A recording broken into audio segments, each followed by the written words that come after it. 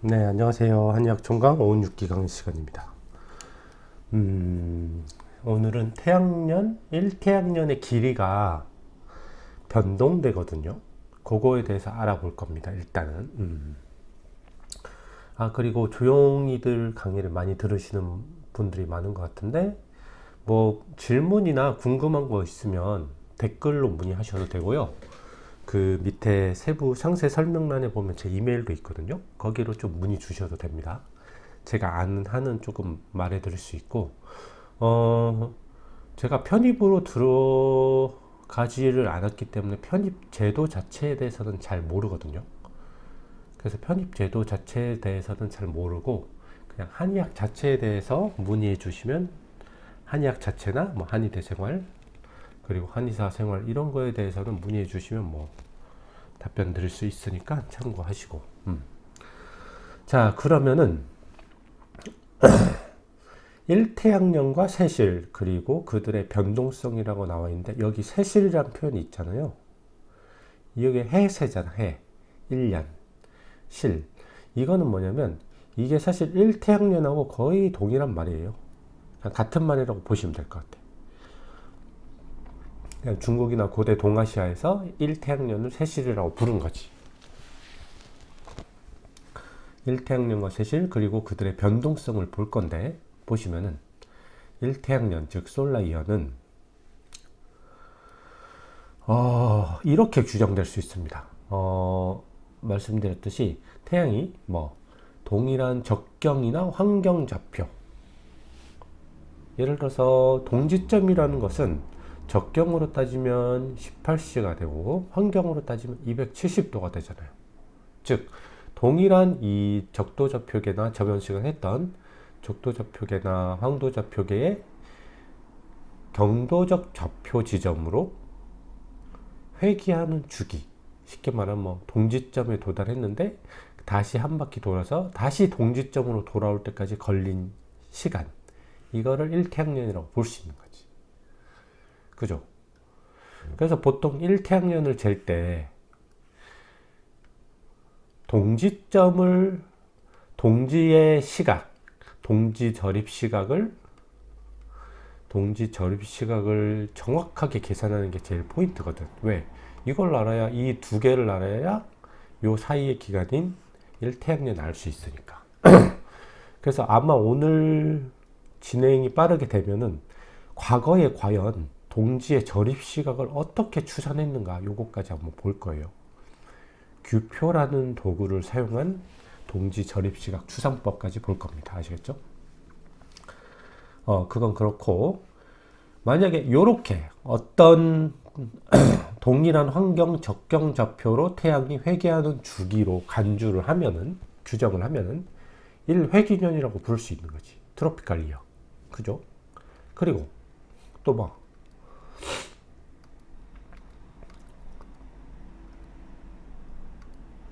이거를 한 주기의 사계절을 온전히 포함하는 기간. 뭐 사계절이 뚜렷하지 않은 나라도 있지만 우리나라 같은 경우는 되게 뚜렷하고, 만약에 이 일태양년이라는 거를 봄, 여름, 가을, 겨울 요 사계절을 온전히 포함하는 기간이라고 규정할 때 1사계년이라고 부를 수 있는 거지. 아시겠죠? 여기서 이 회귀라는 단어가 나왔으니까 그거 한번 짚어드릴게. 회귀선이 있거든. 회귀선이라는 게 있어요. 자, 이게 무슨 말이냐면, 자전축이 기울었잖아. 자전축이 기울어져 있기 때문에, 뭐랄까, 태양이 남중할 때, 예를 들어서,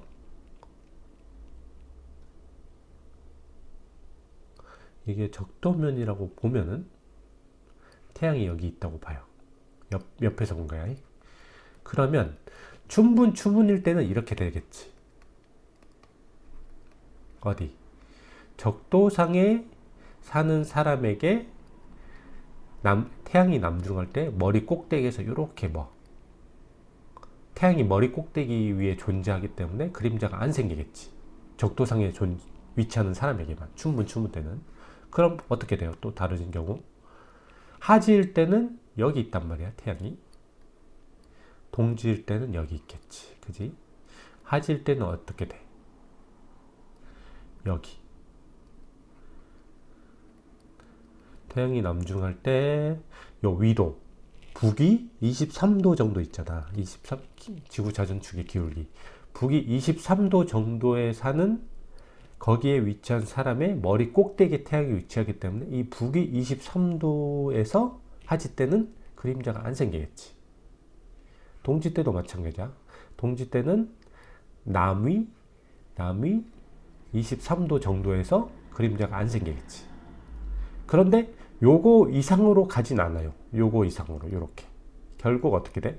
춘분에서 태양이 여기까지 갔다가 다시 가운데 적도 쪽으로 회귀하는 양상을 보이겠지. 그리고 추분에서 동지로 이렇게 내려갔다가 다시 동지에서 춘분을 향해 적도 쪽으로 회귀하는 양상을 보이겠지. 그죠? 아시겠습니까? 즉, 이 태양이 뭐랄까 그림자를 형성하지 않는 위도에는 한계가 있어. 북이 23도 정도랑 남이 23도 정도거든. 그래서 요 위도 두 개를 요 위에 북이 23도 정도 라인을 북회귀선이라고 합니다. 그럼 이거는 남회귀선이겠지. 그죠? 그래서 이곳에 태양이 이곳에 도달해서 그림자를 안 만들기 시작하면 그때부터는 다시 태양이 적도 쪽으로 내려가겠구나, 돌아가겠구나 라고 생각을 하면 되는 거지. 요 제목에 영어도 있죠. 어쨌든 회귀라는 단어가 나왔기에 이 북회귀선, 남회귀선이라는 것까지 말씀드렸습니다. 자, 저번 시간에 나왔던 표인데 보시면은 인접한 동지간 간격 혹은 춘분간 간격으로 이 1태양년을 산출하거든. 동지 시점 재고 동지 시점 재서 그 사이의 시간을 산출하면 되는데 이게 보세요. 40개 1태양년을 체크해 봤더니 평균 값은 365.24271인데 표준 편차가 무려 6분 정도야. 거기다 최소값 최대값과는 무려 1년에 11분 정도 10분 정도의 차이가 나죠. 즉 동일하게 동지간 시간 간격으로 산출한 1태양년이라 해도 매년 표준 편차 6분가량의 표준 편차가 나타납니다.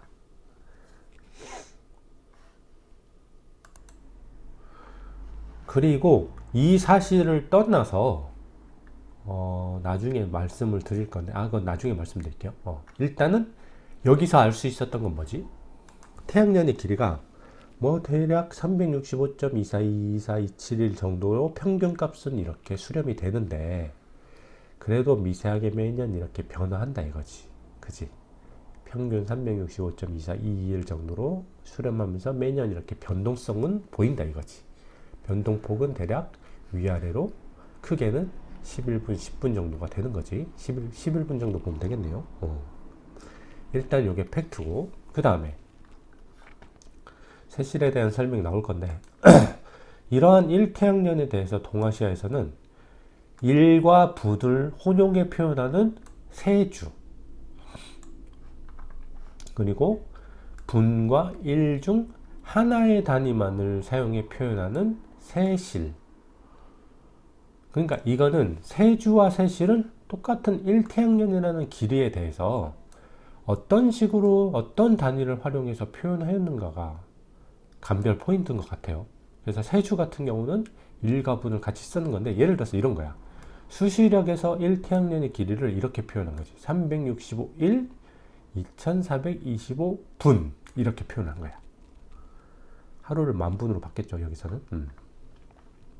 그래서 일과 분으로 표현한 거고, 만약에 숙련역에서는 이걸 어떻게 표현했냐, 4930801분이라고 표현했어. 1이라는 단위를 안 썼죠. 그리고 시연역에서는 분의라는 단위를 안 쓰고 365.242187로 1이라고 한 거지.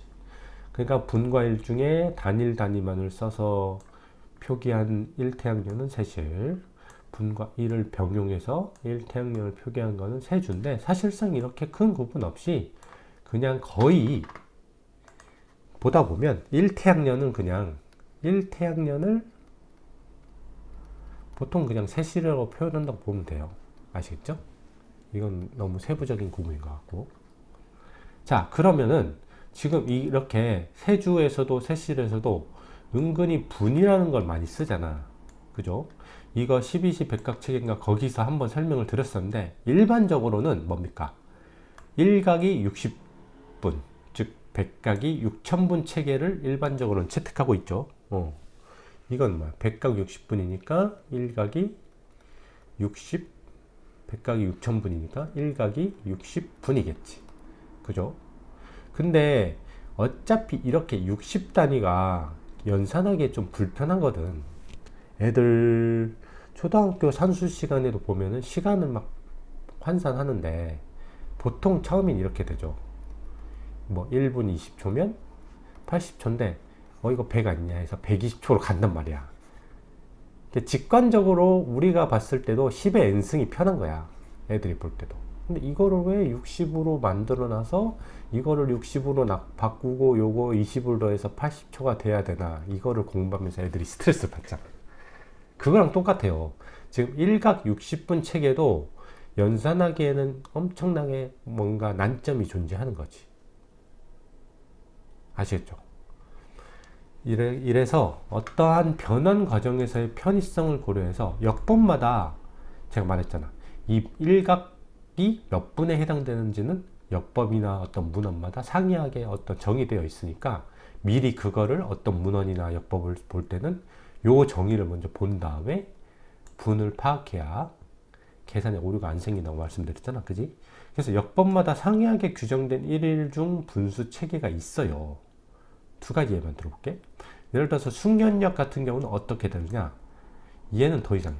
1일 13,500분 체계야. 이겁니다. 이거. 이거. 그래서 세실이 이렇게 규정이 되는 거지. 자, 그럼 하루가 13,500분이니까 요거를 13,500으로 나누면 365.24451, 1년이 길이가 이렇게 되는 거야. 변환될 수 있는 거지. 자, 그 다음에 제가 사랑하는 10의 n승 체계입니다. 수시력. 직관성과 연산 편의성을 강화하는 차원에서 1일 만분 체계. 얼마나 이거 깔끔합니까? 그죠? 그래서 지금 여기서는 일각이 60분이었어. 일반적으로는. 근데 숙련역에서는 일각이 몇 분? 135분. 여기서 뭡니까? 일각이 100분. 깔끔하죠? 이렇게 도입해서 세시를 3652425분으로 규정하였으니, 그래서 뭐만 하면 됩니까? 좀 이렇게 4개만 땡겨서 1년의 길이를 365.24251로 간주한 것이다. 즉 여기서는 세주와 세실의 정의와 함께 이 각과 분 간의 관계가 약간 문헌마다 상이할 수 있다는 것을 한번 설명을 드렸고, 자, 중간에 약간 끊겼는데 여기서부터 계속돼야 돼요. 아까 여기서 알 수 있었던 건 뭐예요? 어떤 거의 평균값, 1년의 길이는 평균값 뭐 365.2421, 2427에 수렴하긴 하는데 매년 약간 이렇게 변동성을 띈다고 했잖아. 근데 여기서 더 중요한 게 있어. 변동성을 띠면서 어떻게 가느냐?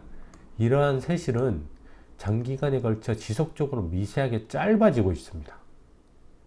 자, 그래서 정확하게 그리면 어떻게 되냐면 365.241이라는 평균값이 이렇게 직선이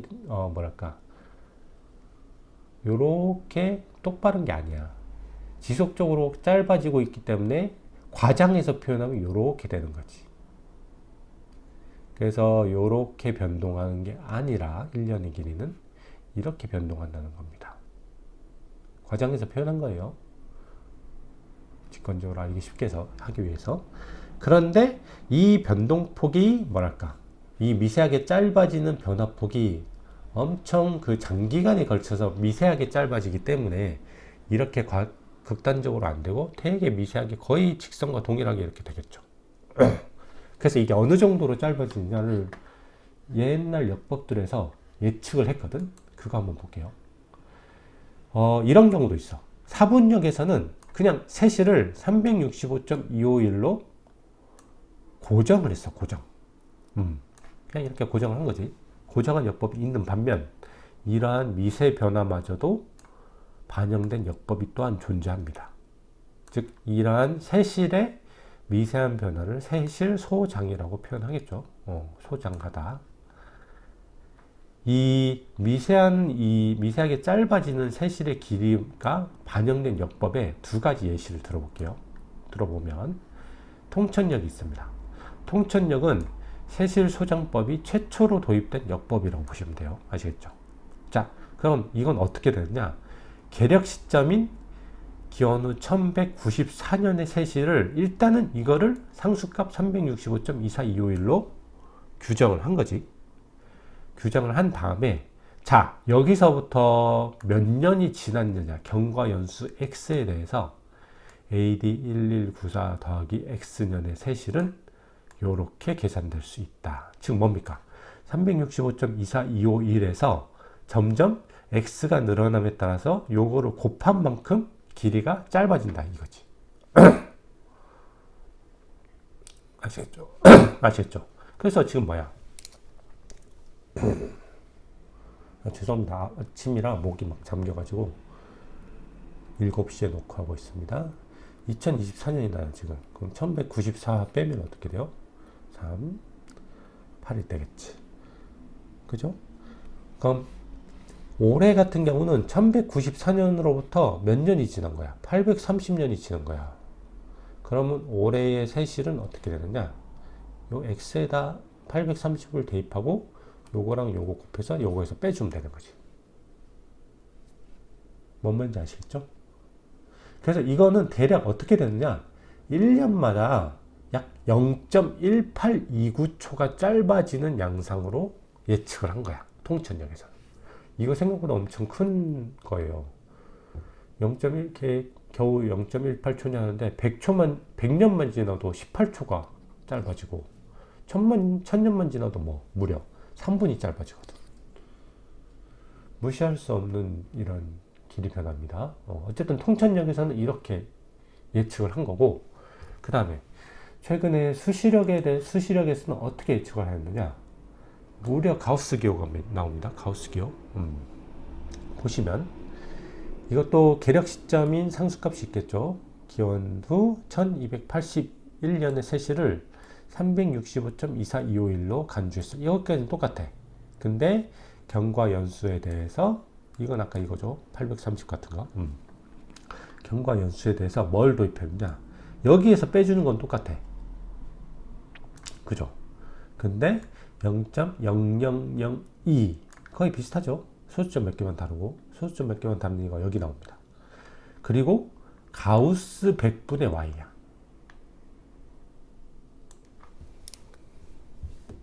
가우스가 뭐예요? 가우스 x 이하의 최대 정수잖아.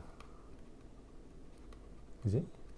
x 이하의 최대 정수니까 뭐 예를 들어서 3.9의 가우스를 씌우면 3.9 이하 최대 정수니까 이거는 3이라는 정수가 되는 거지. 그죠? 예를 들어서 마이너스 2.1 마이너스 2.1 이하의 최대 정수니까 마이너스 3이 되겠지.